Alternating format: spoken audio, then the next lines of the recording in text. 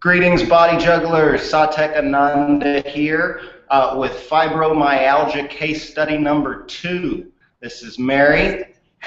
Case study, baby. So tell us about how you felt after Monday. You did a lot of work that your body's not used to. I was pretty sore. My quads were going crazy. Yeah, they were rubbery. Yeah, they were. And so, but the next day I went and got on the exercise bike at my gym because I was motivated. Nice. And I don't usually do that. I just thought I'd start picking that up since it's too hot to ride my bike right now. Mm-hmm. So I rode on the bike there for 10 minutes the very next day, and then I got on the ball at my gym and just kind of sat on it, and my version of belly danced on it for like a whole CD basically. I just nice. listened to it, just kind of my feet.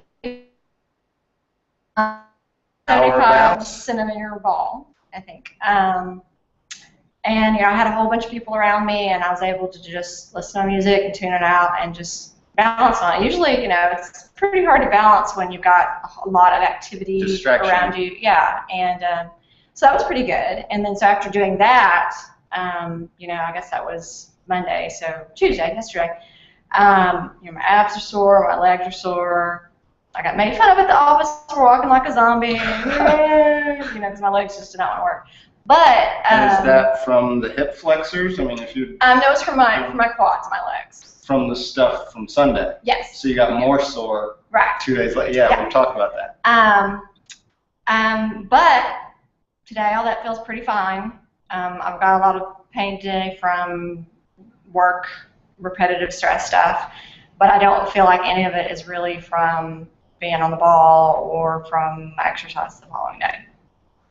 Okay, so that's awesome, and I love that you took it upon yourself to do an hour of balance practice on your own. That's awesome. That's more calories burned right there than you can imagine. And I know that's not our focus, but the more that you're activating your body, the less afraid of movement it's going to be. That makes sense? Mm-hmm. It's like favoring a limb, which most people do. People with fibro, of course, we have a tendency to do it more because we're so used to dealing with the pain. But favoring an injured part of your body is the worst thing that you can do for it, because it's using it that actually helps it heal. Everything has to have a purpose, right? And if it doesn't, then it starts to atrophy. So when we favor something, instead of getting stronger, it's actually getting weaker. Okay, so that's my concern about keeping you moving. Aside from knowing that you're a dancer at heart and that your spirit will wither if you can't get to move and play like that, unless you find some other way to express that energy. And if you do, let me know, because I'm a dancer too. But so what we're gonna do today, I'm gonna shift our focus here, and this is gonna be fun for me because I don't usually get to do this except with teacher trainers, but it's very, very relevant in this case because I wanted to work with you because I knew I could help your relationship to pain, right? Which is a different statement than saying I can fix your problem or your disease or I can fix, it's a different statement. I don't know that I can do that because I don't know. Nobody even knows what fibromyalgia is. It's just a problem that a lot of people have, and they experience it in similar ways, It's a syndrome. But I know that I can change your relationship to pain, and that when your relationship to pain changes, your relationship to the rest of your life will change as well, because so much of that is coded in the pain and how you have to try to work around the pain. And so in thinking about all of that and knowing that we made your thighs pretty sore, doing not a lot of reps of, on the knees thigh raises, what I realized is I want to do some of our authentic movement work, some of our Qigong, some of our weight sharing work with you, which is far more like modern dance type stuff than the ball. We will use the bar, but we're not going to use the ball. What we're going to focus on is we're going to start with Qigong, which is, you felt that, it's going to relax you and it's going to make you really aware of the space. Then we're going to take that space and that feeling into authentic movement, which is just basically moving from the body rather than the mind. It's letting the body move. You did authentic movement at the Prana Sutra. That's where I met you. So it's that. And what happens is you get all the same type of tissue release and joint relaxation that you get from Qigong. Depending on how you move, you get a lot of the energetic stuff. If you move softly, sometimes you want to move strong in authentic movement, and that's fine.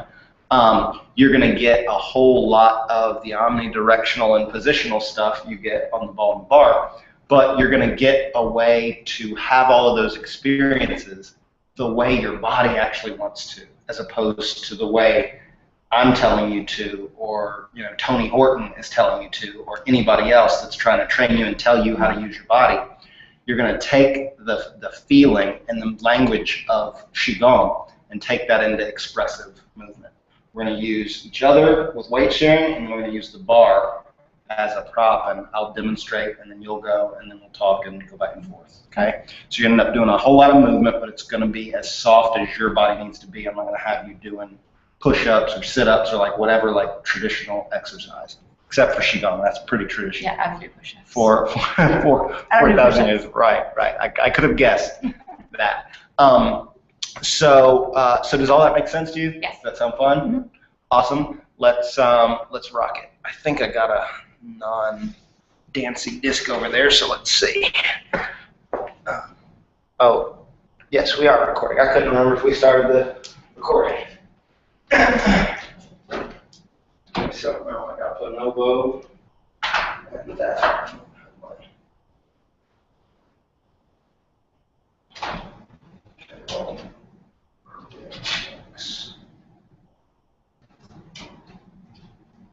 Okay, so just stretch for a second. I'm going to grab my Tai Chi disc from upstairs. Stretch from the camera.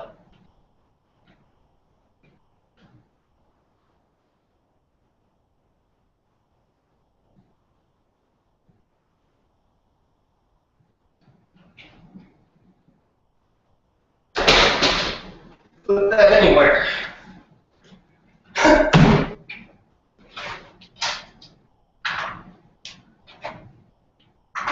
Okay, so I always start any class, any experience with stretching myself first, because you know what your body wants. And ultimately, that's all we're going to be tapping to. Anyway. And this is good.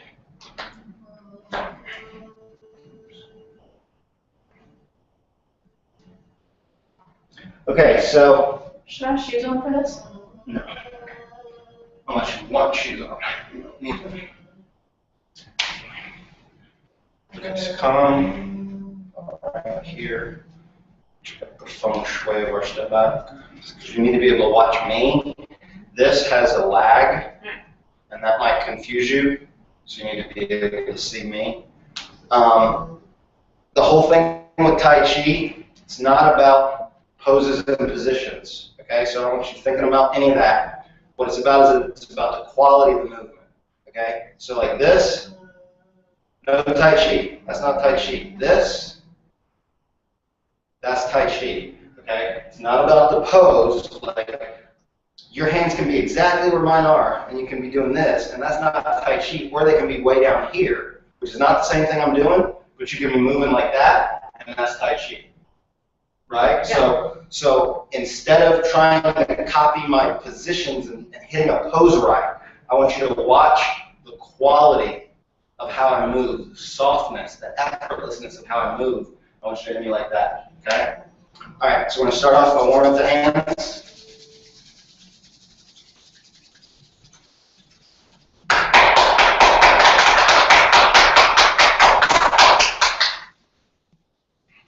Good. Arms are up overhead. And when I say let go, you're going to let them go and let them swing as long as they can until they stop. And go.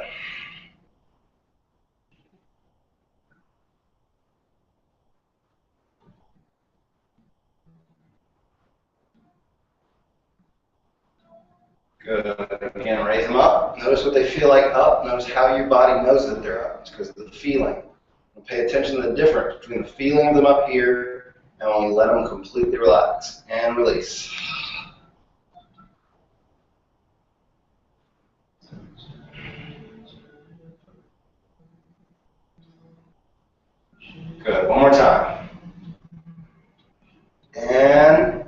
and go.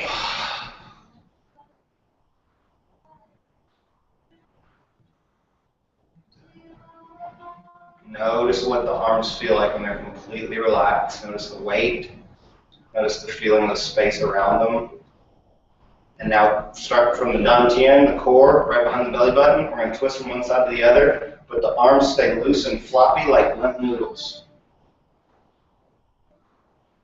Relax the hips, the knees, and the ankles.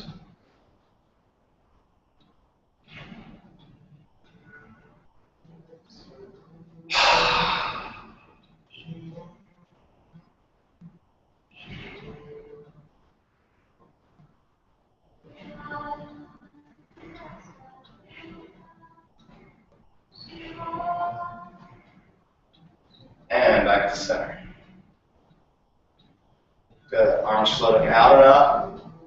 Stretching tall. Imagine you're hanging from your wrists by a rope.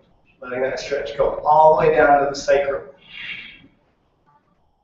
And swan dive forward. Gently come down. Don't push. Just let yourself hang.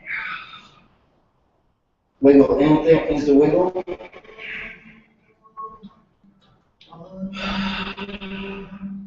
Inhale, curling up one vertebra at a time.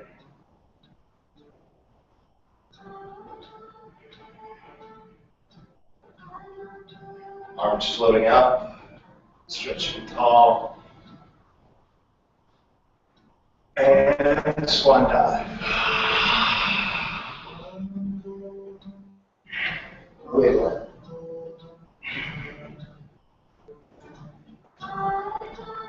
Inhale, curling up one vertebra at a time.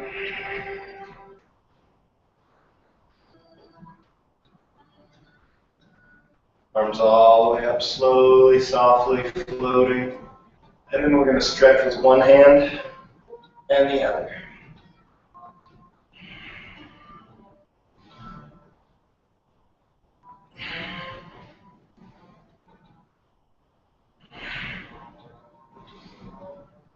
Good. Clasp the hands together, palms face the ceiling. Big circle on the ceiling.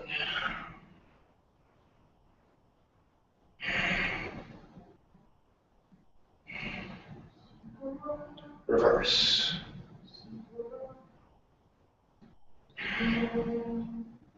Palms face down. Pull behind your head gently. So, knowing that my body doesn't like to be still for very long, that's very simple why I like Tai Chi more than yoga. It's because instead of holding a pose like this for 30 seconds or a minute, in Tai Chi, you're always moving from one place to another. And you're using that movement to create deeper and deeper relaxation, deeper and deeper effortlessness.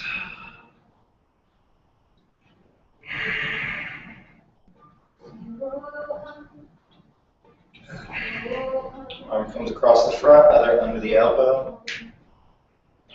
Rotating up and down softly and gently.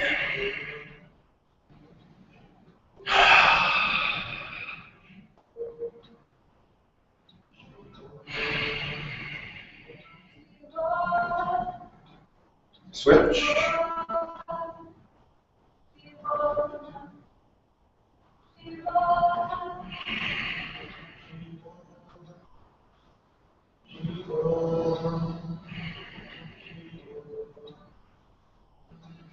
Release.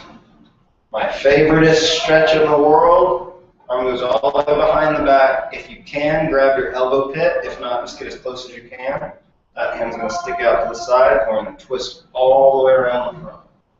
Deep inhale. Exhale, relax that back shoulder.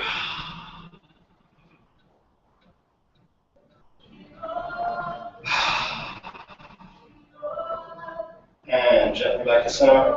Release, shake it out. And other arm.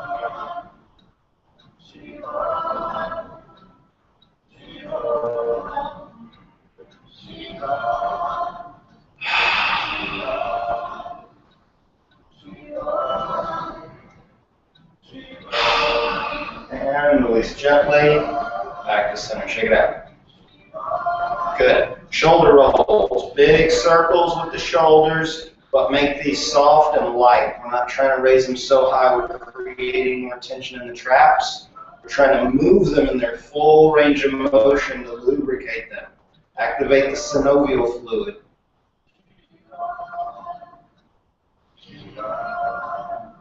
Good. Now just one shoulder. Isolate the right, stay still, only the left. Big circle.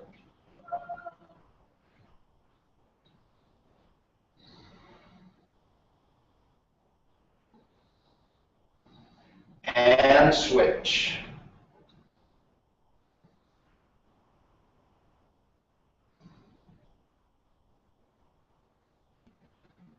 And now rotate one and then the other.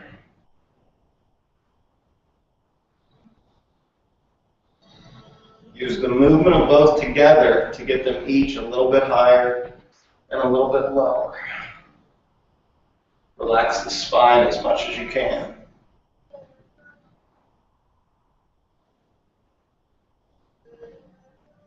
And back to center. Now we're going to arch the back, bend forward slightly at the waist, then flex the back to come back to center. Arch the back gently, flex forward at the waist, roll to come back up. This should be a very small movement because we're focusing on softness and relaxation rather than getting a stretch. I'm going to let each vertebra move independently of all the others.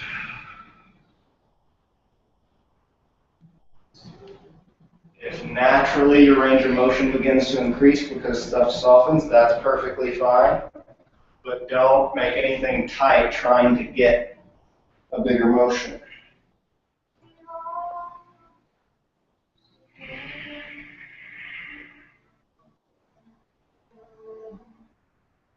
Good. Now we're going to reverse that.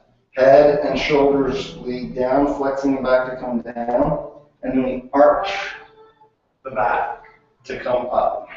This is just a spinal wave, and we're reversing it. Now we're sending that wave down the body.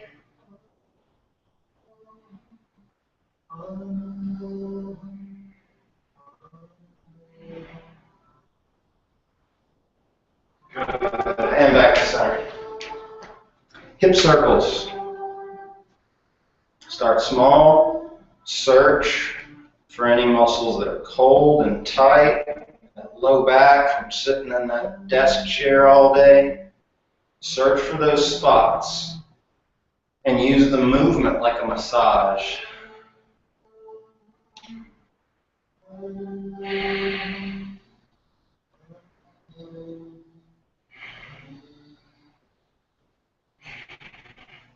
So, in reverse. So, in emotional healing, it's a very, very important concept that in order to heal an emotion, to fix our disturbed reactions to our own thoughts, we have to be willing to go into the pain of the thought. We have to be able to really go in and feel that pain and able to release it.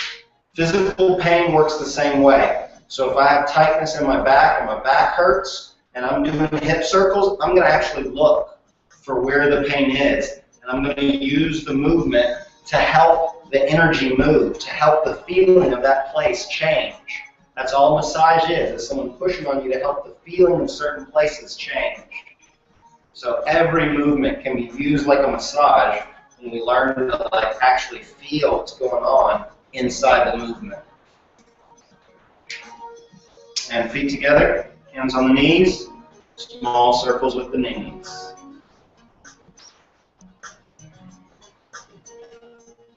And reverse.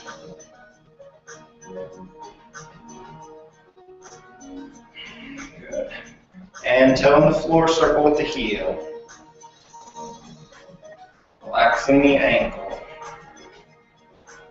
And reverse. And the other side.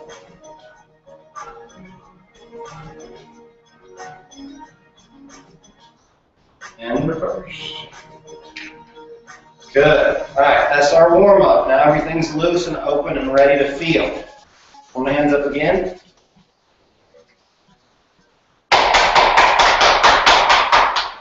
Okay, we're going to swing one more time, take us into feeling space. And when we work with chi, it's not a belief, it's not an esoteric concept. I'm talking about a tangible feeling. And what it is the feeling of space. Okay? All we're doing is trying to feel space. The same way when you're in water, you can feel the water.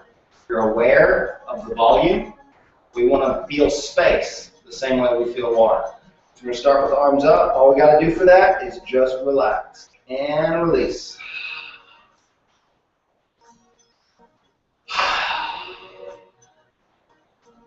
Feel the weight of the arms, feel the weight of the hands. Feel the air around the palms and the fingertips. Feel the blood in the fingers. And now we're going to let the hands float up so slowly we cannot feel them move. Shoulders stay relaxed. And notice that you can't do it. No matter how slowly your hands move, you can feel them moving. Otherwise, you wouldn't know they were moving.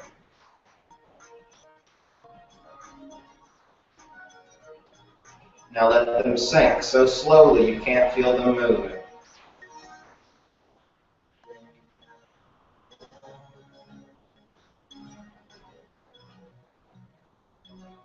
Good. Every movement we do, we want to be that soft. We want to move like we can't feel a thing. We want to move like we're not going to make a sound, even in space. So now really slowly and effortlessly let the hands twist to face each other in front of the navel, so we're holding a ball. And now we're going to breathe through the palms of the hands like we have gills in the centers of our hands. Inhale and exhale through the palms. And notice what that feels like.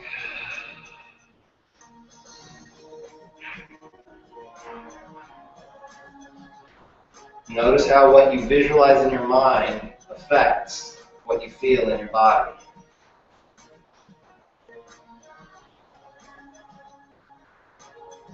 Beautiful. Now with the inhale, we're going to let the hands expand outwards just a tiny bit. Inhale, expanding that space. Exhale, contracting that space.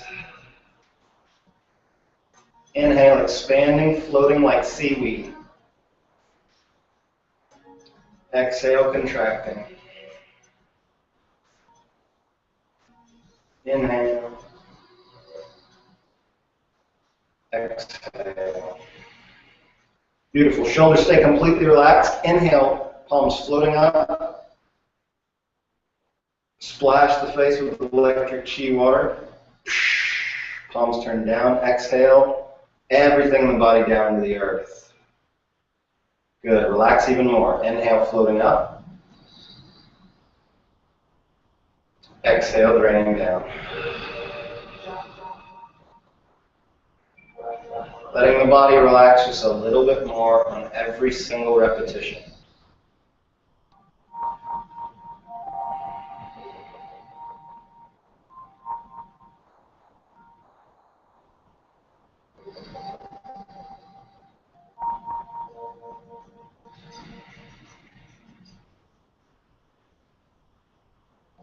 The softer you are, the more you feel. The slower you move, the more you feel. And the more synchronized the breath with the movement, the more you feel. Relax deeper and deeper into that feeling. Fingertips lead up and overhead, shoulders completely relaxed.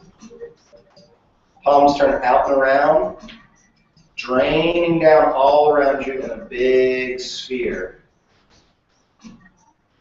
Inhale, pulling everything in through the root of the spine, up through the crown. Sorry, up through the spine and out through the crown. Exhale down all around the big sphere.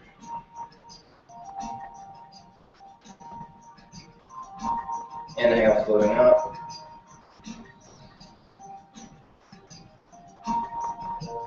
Exhale, drain down.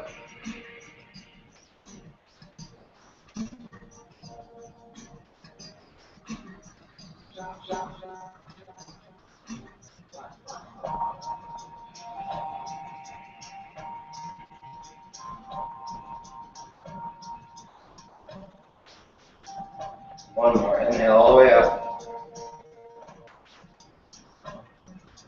Exhale down.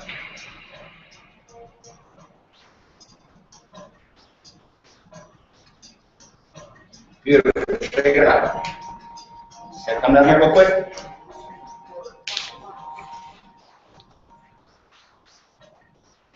Tell me what that felt like. Breathing. Breathing. Go on. Like I haven't been breathing all day. That's not good.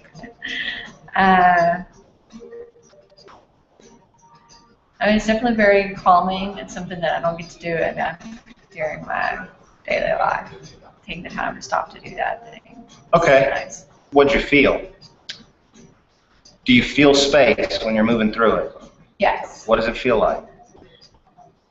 It feels like I'm capturing air in my hands.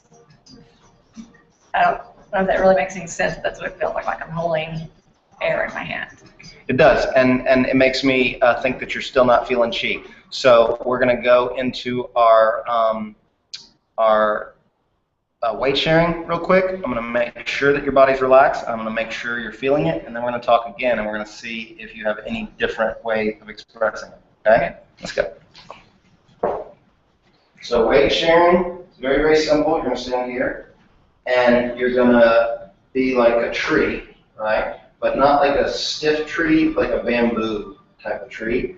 And you're going to lean your weight into me, like you're falling over, okay? And you're not going to take your weight back, meaning you're not going to take your balance back. So if I bring you back up to here, and you come to there, you're going to let that go, okay? So just let yourself relax. That's all you have to do is let yourself relax. I'm going to move you around really gently. What I'm doing is feeling for the relaxation.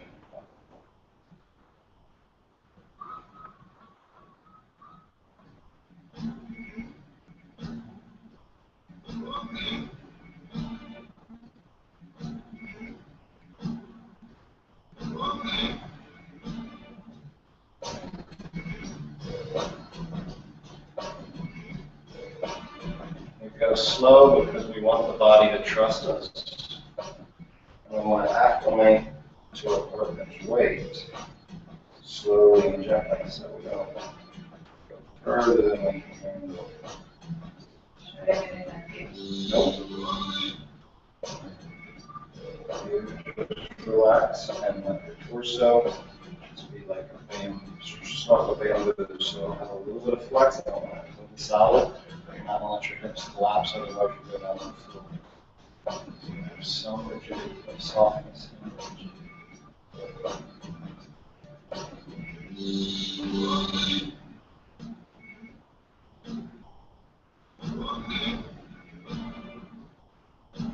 A lot of stiffness in my back. Don't talk about it, just let it relax. Just let it relax. I can feel more of what's going on in your body than you.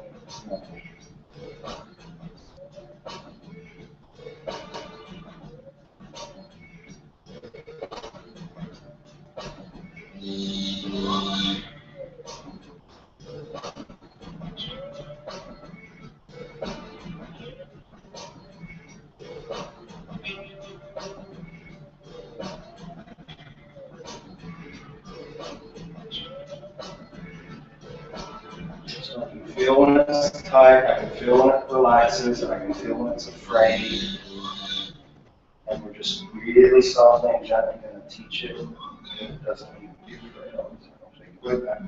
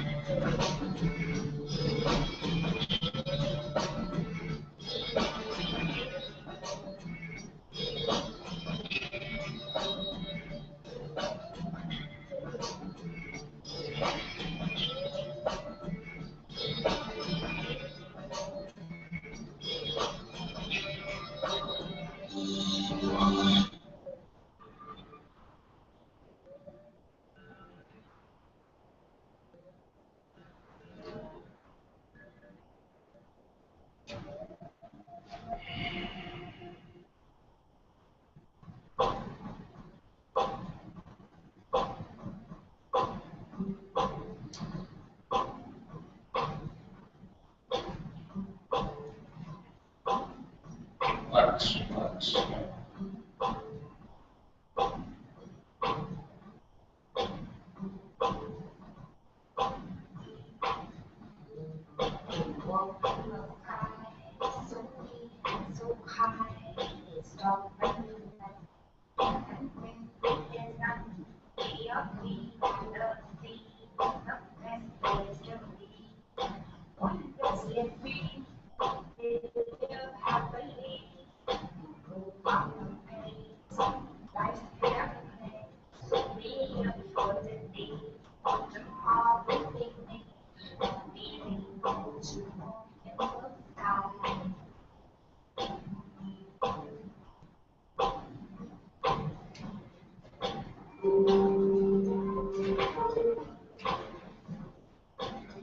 Right.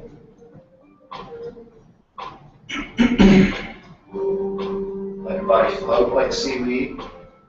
Stretch anything that needs to stretch.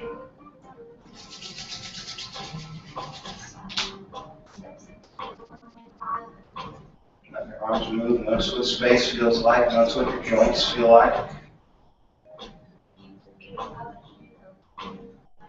Do they feel any more open? Me too. My arms definitely feel more open. Sort of through my Broadway area. Good. Raise your arms up. See how they feel.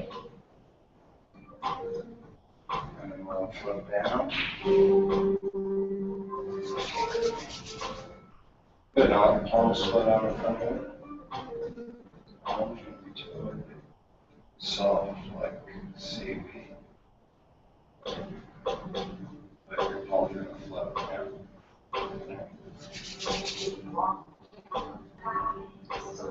Breathe through your palms. I want you to watch my hands. I want you to notice what the space feels like.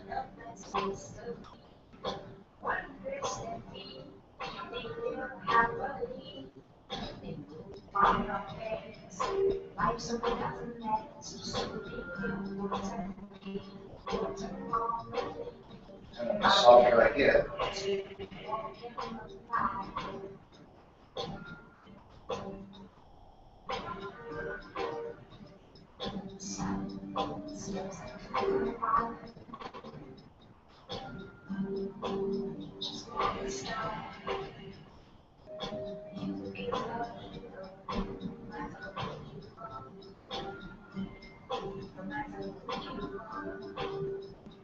good. Get your on top. You're just going to float like you float in water. And notice what the space feels like as you move through.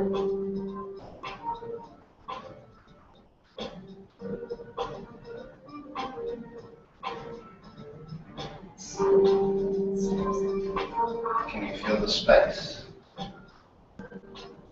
Awesome. That's nice. I like that. For me, it feels like magnetic polarity. For some people, it feels like tingles, like pressure, heat, cold. Like there's no wrong way to feel it. The softer you get and the slower you move, the stronger the sensation will become.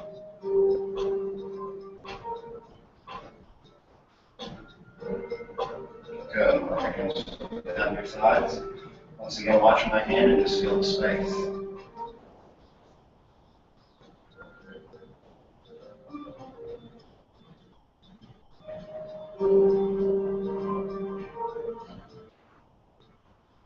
I can see your body changing.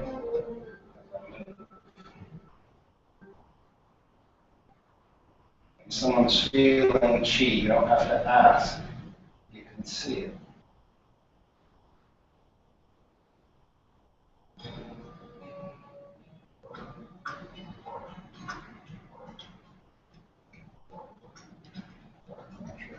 So.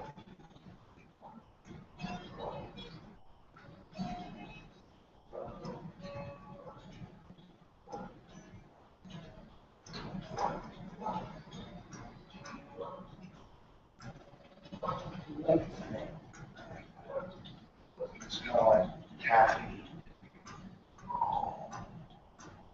It's like there's bands of connection between two spaces. Step back into my office. So now tell me what space felt like to you. Well, I definitely could feel the body heat, the heat from your hands, but it definitely feels to me like there's a lengthening happening of fibers, I guess, between some kind of connection. The two spaces. Right, fibers. That's an interesting way to describe it. There's like a pulling of. Right. And I like that illustration. That's octopus gong that you're doing. And as soon, like this is how I always start, and that feels one way, but then this feels a totally different way, and it pulls that space. Space works just like water, okay? Energy works just, water is just liquid energy. So if we were in water, and I did this, there would be suction in that vacuum. As this water moves away, this water is going to get pulled, and that's why everything does this in the tide, okay? Space works the exact same way. So this is going to have a slight pull, but this creates a vacuum. Like if you can imagine what that would do to the water, it would pull the water into this funnel. That's what you're feeling, that fibrous. Now for me, it feels like polarity, like two magnets that don't want to touch. I kind of hear a lightsaber in my head, you know. Some people get tingles, some people get chills, some people feel hot, some people feel cold. There's no wrong way to feel chi or your body's energy. Like it's I have an internal heat right now. It's not uncomfortable, but I'm definitely warm all through my insides. Nice. Through here. You know those meridians, those crazy Chinese talk about? We just opened like half of them. We opened a whole lot of them in the beginning part, and that's why I came to ask you about what you felt, because I didn't feel like you were actually feeling it, right? Once we did that, I could see that you were actually feeling it. And once you feel it, you can't fake it anymore. Like if you're doing Tai Chi and you're not feeling it, you know it. You're like, it's not working. Like I got no Chi, right? You got to soften more. It's the only secret. Relax as much as you can and move like there's move like you're floating in space, like you're seaweed in the ocean. And as long as every movement happens as soft, fluid as seaweed or an octopus tentacle, that you're going to feel that space as you move through it. And every one of the patterns is conducting that space through the body in a different way. We're doing circles this way, we're doing circles this way, we're doing circles this way, you know, we're twisting, we're stepping, we're shifting. So we're mixing up, you know, and I'd love to see what it would look like if you could do a whole Tai Chi form underwater, like all the currents. Like a whirlpool. Exactly, like a whirlpool, yeah. Okay, so awesome work. Now we're going to take that internal connection and feeling that created that space, that heat that you're talking about. And now we're going to move it into the authentic movement realm. We're going to start on the floor, and then we'll go to the bar. I'm going to go first, then you'll go, okay?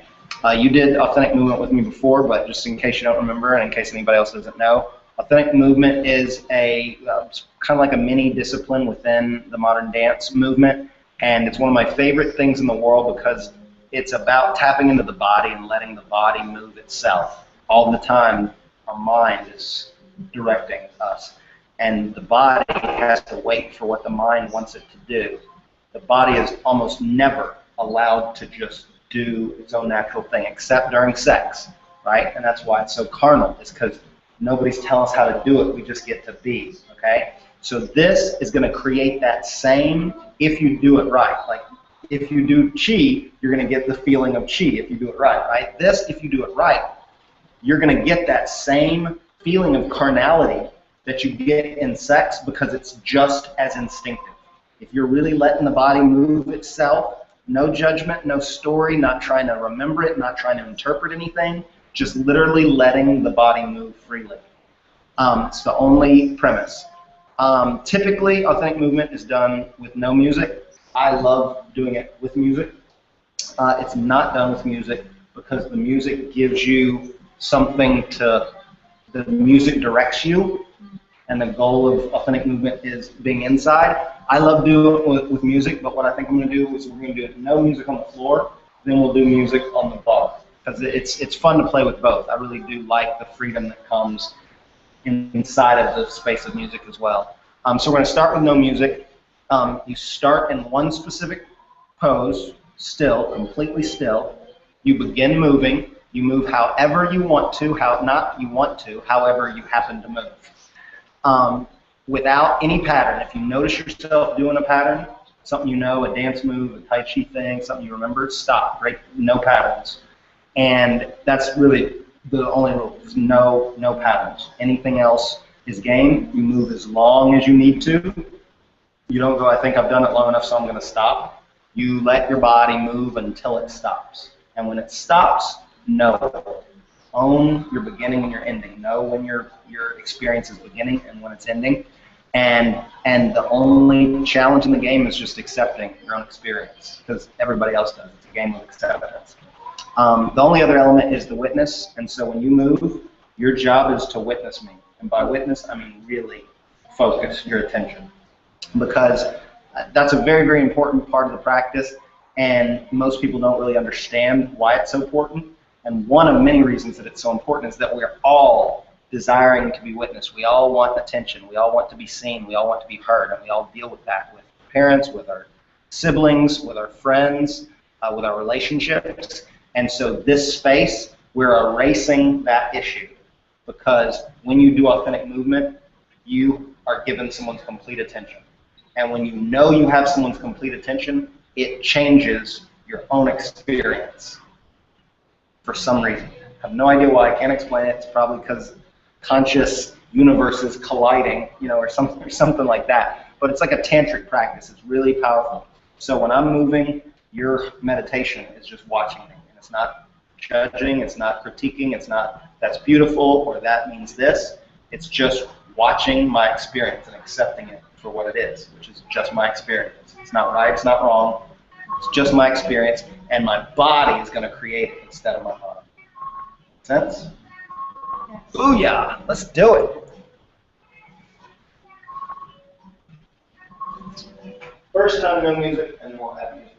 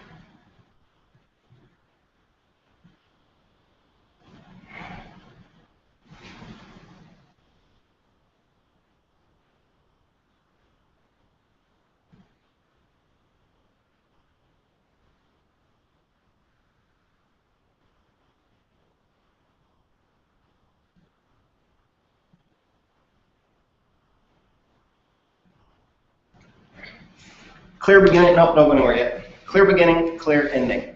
So once you do your experience, the mover, I was the mover, you were the witness. The mover and the witness then express what they felt. It's not about good or bad or liked it, didn't like it, or whatever. What you felt while you watched or while I experienced. So what did you feel while you watched? I felt that was very difficult to watch because you have to give your full attention to somebody and not think about, my back hurts, I got an itch, I'm going to eat for dinner later. You know, it's like... monkey mind, maybe yeah, tough for you to... It is really hard to present with my totally experience. Present. Interesting. And I know from doing it once before that it is very difficult to be the mover and not... I kept thinking for you, even though I know it's not difficult for you to do it, I kept feeling that's a difficult experience to put that out there for someone to just see it, you know, and I couldn't stop thinking that while you were doing it. I just kept feeling the difficulty. So tell me why you believe that's difficult. Because even though people want to be seen and heard, having someone's full attention on your body, your movement, and what you're putting out there and saying, it can be difficult. It's intense. It is intense. It is intense. This isn't easy, people. I would say the exact opposite. I would say it's the easiest thing in the world. But it is mentally difficult to turn that off. Right. It's a mental challenge the same way speaking in public is a mental challenge. Right. I've never had a problem with that. I was a class clown growing up. Right? But you do have to understand that the things you believe are difficult are the most difficult things. Mm-hmm. And there's a reason for that. So don't believe this is difficult when you go out there. Because it feels like it is a performance. Because it's not. And it's not. And I wasn't trying to be beautiful. I wasn't trying to tell a story. I was feeling what part of my body wanted to move, and I was following where it wanted to move. And then certain movements create a character. So like this shit was like shooting out of my chest up. But I didn't decide I was going to do that. Something wanted to go up, and I let it go up, and I was like, oh, something just shot out of me. Wow, you know?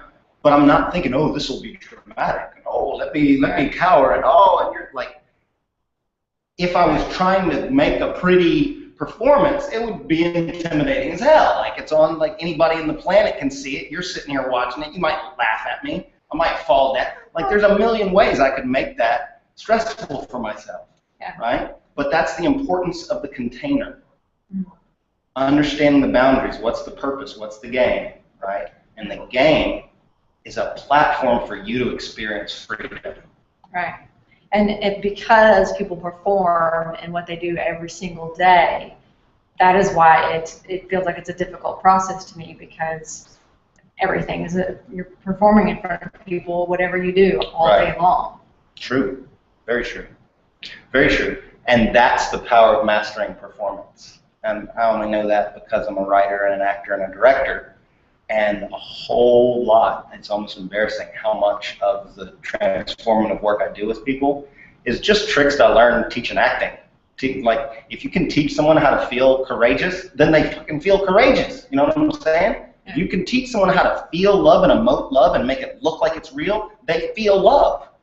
Fake it till you make it, you know? And so it's just a lot of it, what I do is psychological tricks that I learned that's just to direct someone into creating a real emotion. And when you teach someone how to create a real emotion, they own that emotion. You can't fake an emotion. You either have it or you don't. You know what I'm saying? And so the best actors, they're not faking emotions. They're literally creating emotional experiences for themselves. And that's all we're doing here. But there's no goal. There's no intention. Maybe that's why I was a shitty actress. I was terrible. You wouldn't have been if I directed you. I can direct anybody. I don't care who it is. Okay, you ready? Yeah. Let's go face that fear. Yeehaw!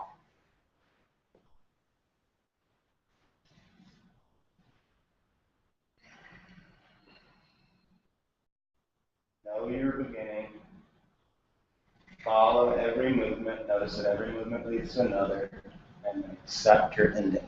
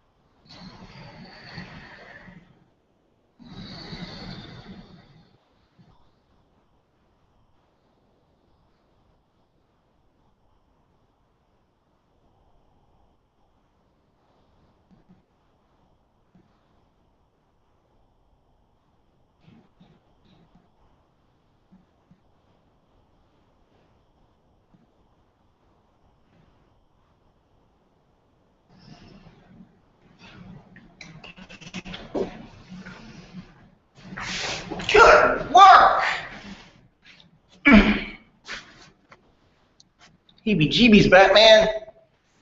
That looks so hard. So one of my favorite things about this is that I feel like every time I do it, I have a like an experience of a deep truth in my own body. I feel like it's stories of my own body coming out. And I saw your story of fibromyalgia in that whole thing, from the breath to the stretching. And stretching is the perfect way. If you're starting authentic movement, if you want to, you can do it by yourself, especially if you've never done it before and you just want to try. But to have the real experience, you need somebody to witness you, someone that has more than a 2-second attention span.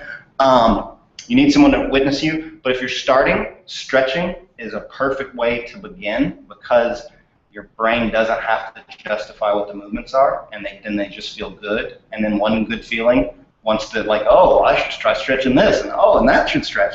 That's the perfect way to begin authentic movement. And still to this day, most of my movement is just stretching, and then it just becomes breathing. Deep breathing helps.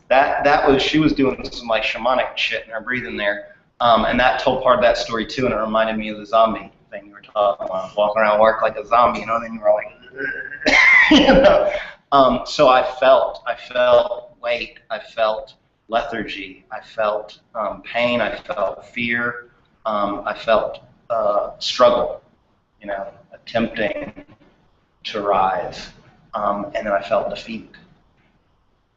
What'd you feel? Dragging ass. Dragging ass. That's a quick way to put it.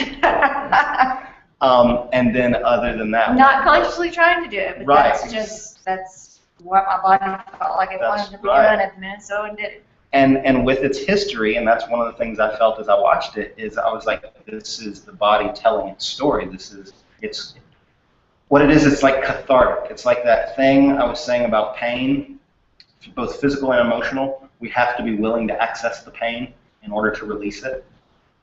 This is the same thing. It's like that zombie story is so much of your body's history.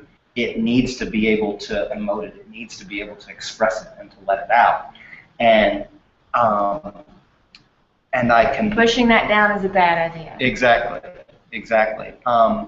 And so how did it feel in terms of your fear and like it's a performance and whatever? How did it feel in terms of that? Well, it helps keep your eyes closed. Yes, because you I forgot to mention that. Because it's not like, okay. It stops you from, you're not thinking, and you're not looking at it, and you're not thinking about the space. It keeps you in the feeling. I should have mentioned that. I'm glad you figured that out. So, you know, keeping your eyes closed and doing the deep breathing definitely helped me just to be able to move and turn my damn brain off. I mean, that's one of the hardest things in the world, right? Is have your brain just go. Right. And so I was able to do that for a few moments. So that's great. So I probably need to walk around just breathing like that all the time. That'll get you a lot of friends. Whatever, I'll feel better. How are you doing today? No, right on. Breathe. Breath is one of the only, not just best, but one of the only ways we move lymph through the system. And the lymph is the drainage system of the body. And breath is the best, because there's no pump for the lymph system. Like the heart pumps all the blood through your body. The lymph movement moves lymph, but breath is the most important factor. And so breathing consciously, breathing deeply, breathing fully, and that helps more toxin. Pain as well in your muscles. Yes, and I learned that getting my tattoo. I learned the power of breath. And what do they do for women having babies? You know, I mean, it's like breath is powerful. Okay, very good job. I'm going to put some music on. We're going to do the exact same thing, but using the bar as a basis of contact as opposed to the floor. Not as opposed, it's along with the floor. So we'll get the yin and the yang from this one. With the music, we're going to want to follow it for dance. That's fine. That's fine. It's no biggie. That's why I wanted to do it without first, so you could feel the authentic thing. And now this is taking that authentic, now that you know what authenticity feels like, what it feels like to let the body not have to justify stuff, which is one of the most cathartic feelings in the world to the body. If you've never had it, you got to find a way, a space, even if it's putting on this video and just doing it with us, Find a space to let your body do its own thing without justification, because it's pure freedom. And I forgot to mention that I felt freedom in you once you were done. When you sat up, I felt a freedom. I felt a catharsis. I felt a tingly right now. Nice. We love the tingles. We love the tingles. Deep breathing helps tingle. Okay, it does. It does. All right. On the bar, exact same thing, but you're welcome to go with the beat if you want to do it, and you don't have to. Also, it can just be ambiance. Okay, try this crap.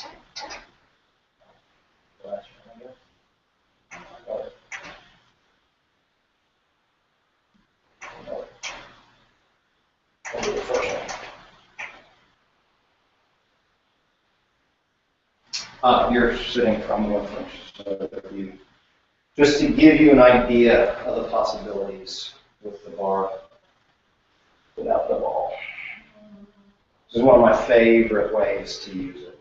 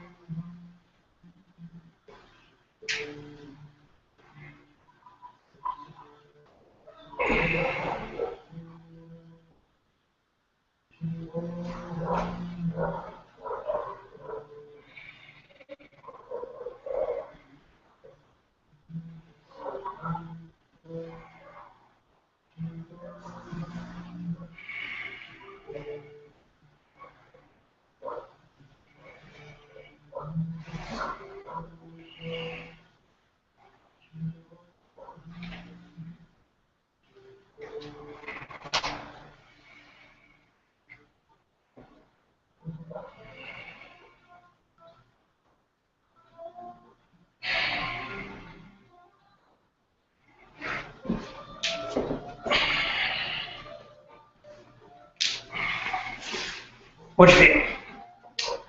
I felt your strength and flexibility. Not your physical, your emotional.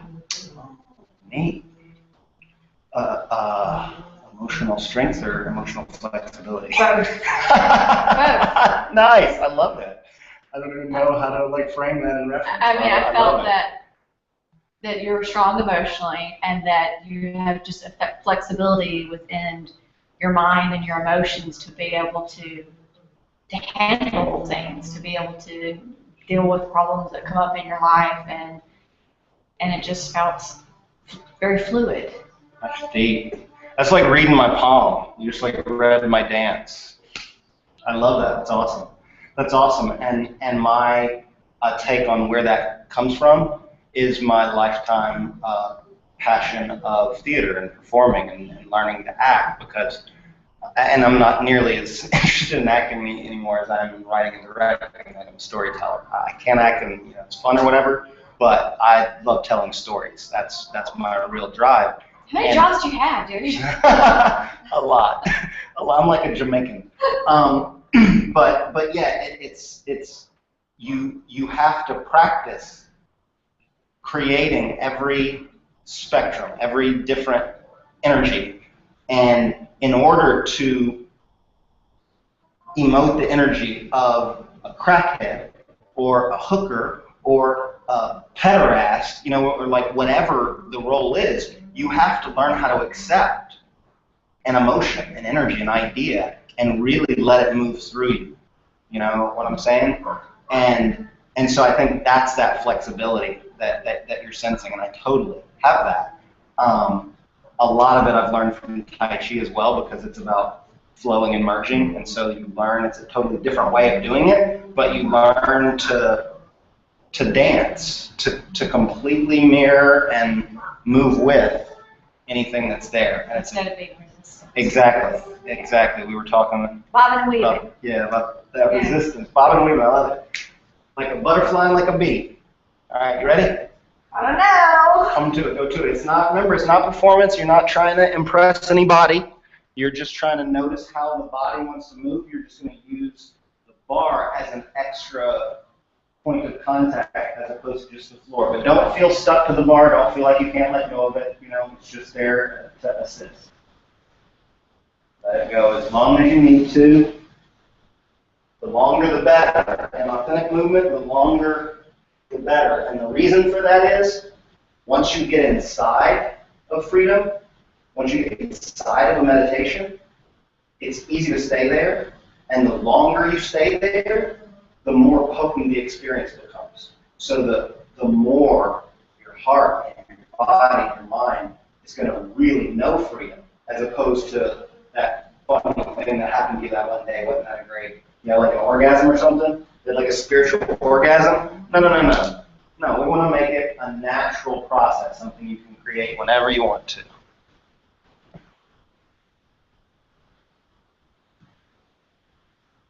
Once again, though, avoid patterns. So let me see you doing ballet and stuff. I mean, you can do balletic movement, but I don't want to see any. I mean, plies or, you know. That's not my job. I'm not good at that.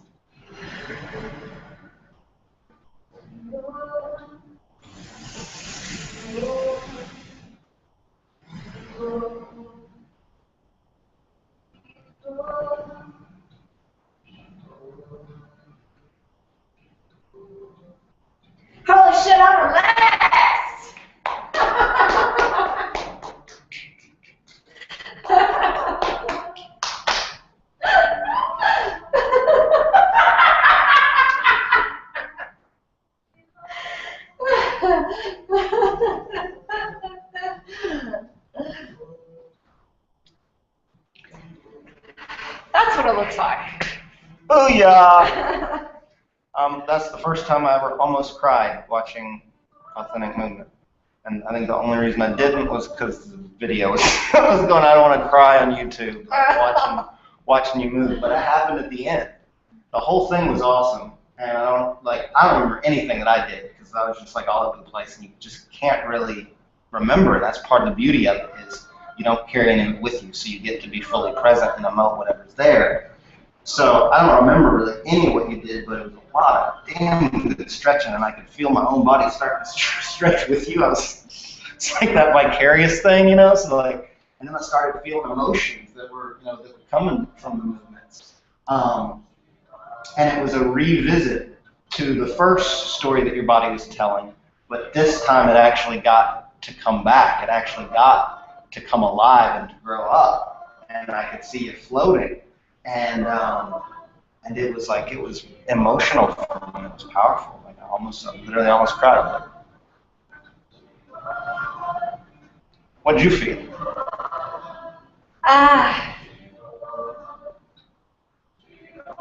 Well, I have to say, when I first started, I didn't, you don't know what's going to happen, right. And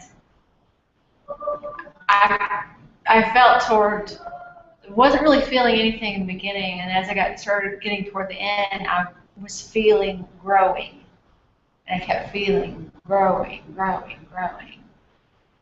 and that is the feeling that it just kept recurring, growing. It's growing.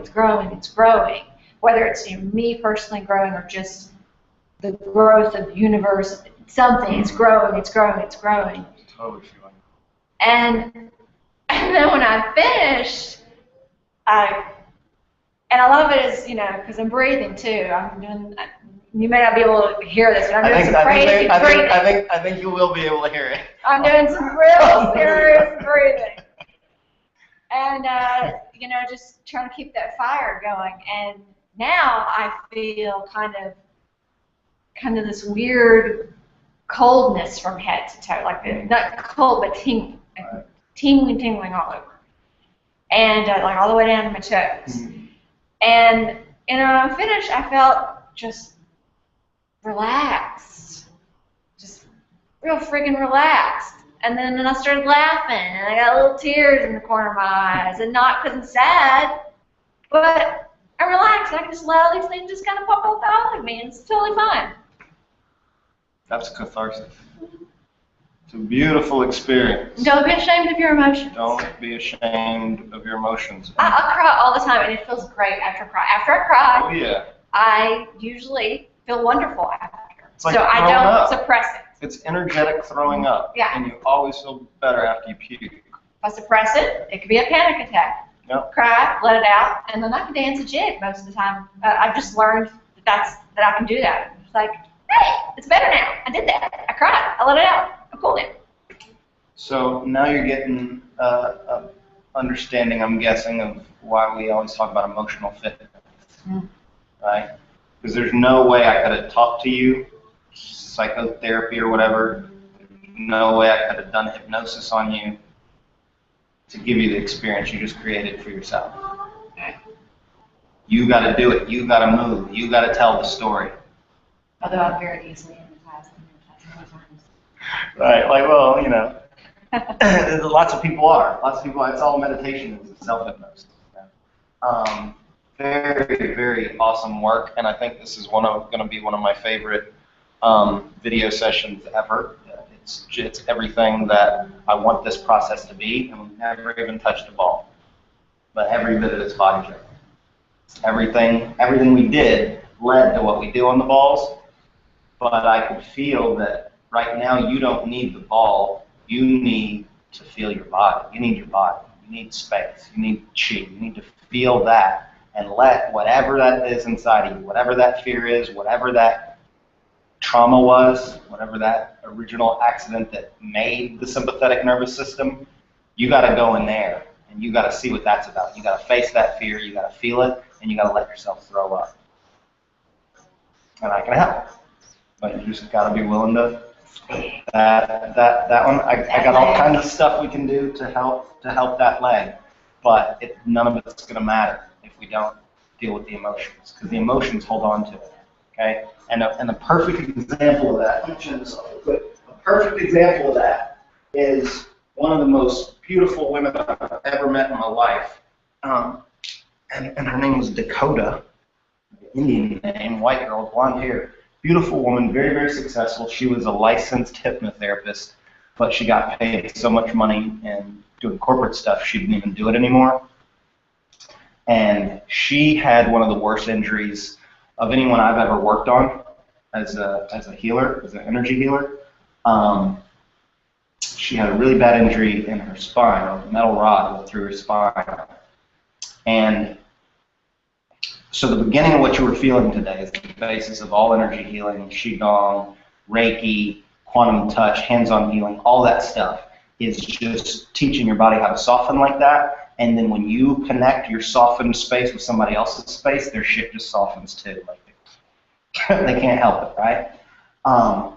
So I was doing this on her low back, and my forearms felt like they were incinerated. Felt like they were on fire within like 3 or 4 minutes of doing it. It felt like I'd done this 500 times on my forearms. But primarily because my hands were tilted out like that, which tightens these muscles. And now I'm working on her. I'm running all this energy. That breath you're talking about, it's the easiest way to control your energy, to amp your energy up. I'm doing my breathing, and all this energy is moving through my body, but it's not going in because her back is so tight and afraid. There's so much pain there, and I had to stop working on her after like 10 minutes. I was like, I'm sorry, I've never experienced this, blah blah blah. So we started talking about the injury. Turned out that she was in a car accident, and I believe she was driving, and her husband was in the passenger seat, and they were in a wreck and hit a car in front of them, and a car behind them hit them, and it had big metal pipes on it, and the pipes went through the car, through her seat, and into her spine, and they killed her husband. Sorry, her fiance. And she was driving. She survived. That rod went into her back. She had I don't know how many surgeries on her back, and she had never been free of pain for like 4 years. Back pain. I tried to work on it with quantum touch. It's magical. It helps people in ways you can't even imagine. I couldn't put a dent in it, and my forearms were like, you know. When I heard her story, I realized why. Guilt. Guilt. It's not just guilt, but like gut-wrenching love, loss, pain, guilt. Like guilt is one thing, but like you lost your love and you were driving and you have that in your body, like she could not let go of it. That same day, I taught her Psyche, which is psychological kinesiology, and it's similar to EFT, emotional freedom technique, the tapping stuff. Emotrance is sort of similar.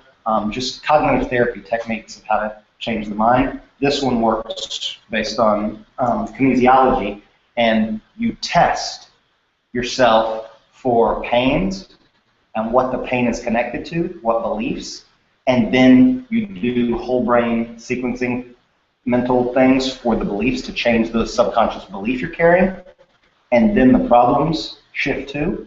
I did this process for her in about 10 minutes in a cafe, and she was blown away. She was like, Wednesday, she looked it up online, she booked her trip to the thing, like in the restaurant. The next time I talked to her, she had gone to the thing, she had done it, she had loved it, and she was already going to the teacher training version of it the following month. She did these balancing things, went down, they have sheets and sheets of all these belief statements. She did every belief statement on the sheet and tested it. She had 92 beliefs off that sheet that were connected to her back pain. She went through every single one of them, doing the brain balance, tested strong, 92 of them, all in one evening. She never had any more back pain again. What? Dead serious. This is a real woman. She's a licensed hypnotherapist, who's a very successful corporate marketing type girl, you know, 6-figure salary kind of girl. And she did Psych K, went and did the teacher training immediately after, and she's never used hypnotherapy again. That's all she does is Psych K with her clients. She balanced all of her belief statements in one night and has never had any more back pain. That's the importance of emotion to what you're dealing with in your thigh, as well as the fibromyalgia in general, because it's killing your body. It's killing your body. Like, I can see it in your body language, the way you stand, and we're going to work on your posture. This thing is killing your body's energy system. Energy can't move into your body, so you're not getting it, so it's making you more tired. And that tiredness is making you move less, and making you move less is making you want to move even less. And so all this is happening. And when you look at your body at the beginning of this video, you'll see what I'm talking about. You know what your body looks like. And when you see how you were moving right there, it's a different person. It's a totally different energetic experience. Your body was alive right there. And that's why I wanted to work with you. That's why I kept talking to you on Facebook, was because how you moved at that Prana Sutra thing, I could feel something needed to come out of you. And if you can tap into it and let it out, life is going to come, just like you felt there, you felt this growth. Life is going to come out if you tap in and let it out. But if you're afraid of it and you hold it inside, it's going to keep doing this until it just does that. And I just went and spent the last 4 days of my mother's life with her a few months ago. So I know exactly what death looks like. I know exactly what death looks like. And it's not about you're old. It's not about wrinkles. It's not about teeth falling out. It's about energy. It's about the desire to move. And when that desire to move starts to go away, there's no purpose for any of this. When we forget how good that feels, there's no purpose in having it anymore. And life, if anything, is the experience of purpose, the experience of need, of desire, of joy, of fright. You know what I'm saying? It's that game, it's that play. And as long as you're playing, as long as you're willing to engage and experience, there's that purpose, and that life is going to come through. And that's what I needed to find here. If you just kept playing with it, you don't need the ball. I think we'll be able to do cool things with the ball once we get everything soft and free and open. But right now, the ball is too much weight. It's too much strain on you, right? We got to let all those pieces open up and reconnect and feel good. Then the ball will be just fine. And you might not do it, you know, the aerobic way that Shar loves to get her burn or whatever. You might not be doing it like that, but you'll be doing dragonfly, Tai Chi on the ball, really nice and easy. If we let you cultivate this space, this feeling, this movement, and it has to be about what's inside of you. It can't be you learning somebody else's steps. You know what I'm saying? Because that's where the life is going to come from. And I'm about to cry again because I'm so proud of your willingness to show, to not just to me, but to anybody that has the attention span. And ultimately, that's what I'm seeing that it's about. It's about people's attention span, because I can help people in a myriad of ways, but only if you have enough attention to sit down and listen and play a game. And everything I do is just games. It's all just theater games. That's where I learn most of the formula. What I do is just theater games, right? You can apply that to any type of learning. And it's the best learning in the world, because all it is exploration.